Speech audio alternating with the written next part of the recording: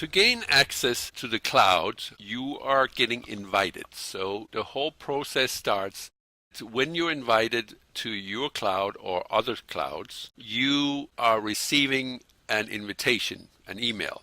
And let me just show how that works.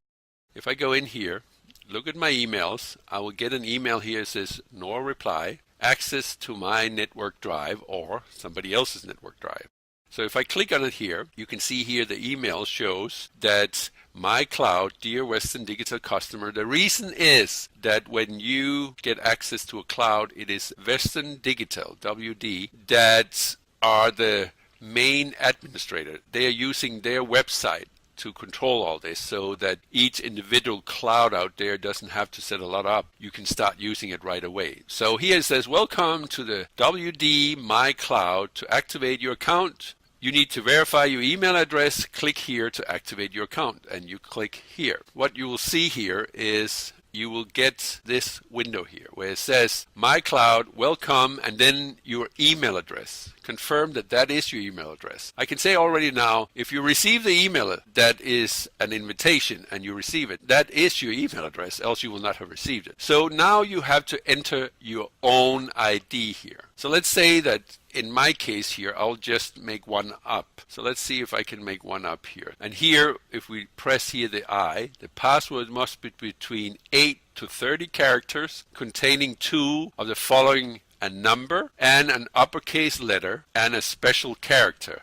You have to add a special character in here. So let me just do that. So when I put in here, and then let me just confirm, let's see if it will take that as a given, and it does. So it says here, do you want to save your password? In my case, I will never do that in regards to that, but it is up to you, never. And now I'm ready to go in. So I just click on the device here because you will now have access to the cloud, and that means that you will go one further. That will be the main ID, the ID that you need to enter. That is one who is provided separately. It is not your ID, that was your email address, and it was not the password you came up with. A password that is provided to you by email from the cloud administrator to add an extra layer of security.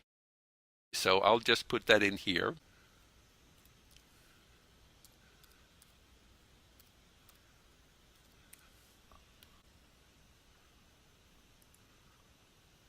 I can get what they call a warning, and the reason I'm getting one is that my Java is not up to date. So if you install the Java, let me just mention that even that you get this warning in regards to your Java and it's not up to date, you have, when you get to this point, already confirmed your ID, the new created password that you just created, and that you have the main password that was provided you from the administrator of the cloud. So that is already being sent to WD website, and they will send you a confirmation. Even that you're not able yet to show the drive's detail, what's on the drive yet, but it has been sent.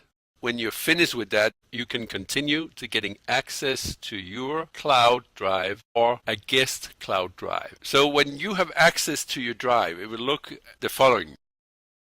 If you got a warning screen in regards to your Java program and that is out of date, when you have successfully updated your browsers, the plugins, then you should be able to get this screen here.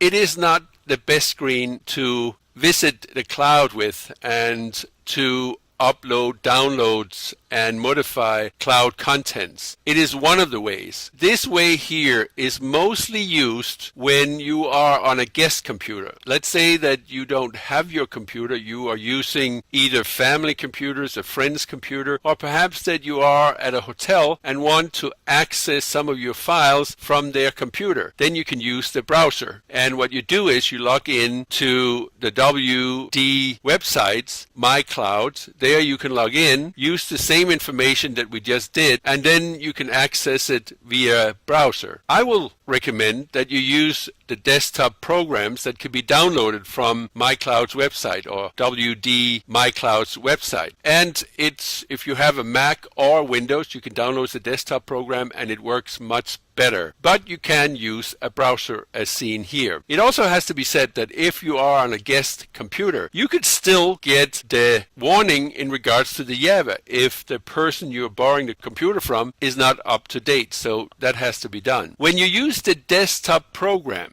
you don't have these issues because that is a desktop program and not a Java-driven program.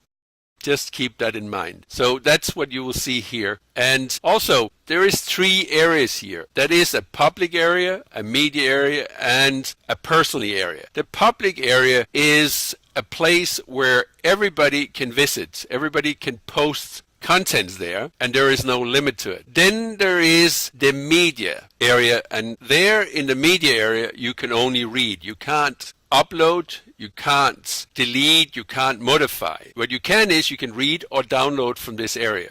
Then you have the personal area that has a limit on 10 gigabyte. Is that here you can upload, download, modify, rename, and so on in this area here. And that is norm when the cloud drive is set up. And when you log in on a desktop, then it looks a little bit different, but the areas are the same when you come in through a desktop program. And here you can see a sample of how that will look like. As I just pointed out before, as you can see when we logged through the browser, there was 3 areas. It was the private area for the user. Then there was a media area where you could see contents, download contents, but nobody could upload or modify the contents that's already there. And then there's a public area that has no limits where you can upload and download. It also has to be pointed out that the private area is only private for the person that logs in. Nobody else can see what is in that folder or folders. And we can see here that could be created different folders like document, music, photos, and videos. Under a media, that can be ebooks, graphic, movies, music, software, tutorial, TV shows, and YouTube. And then public could be shared documents, shared music, shared pictures, and shared videos. So that's how the desktop program looks like.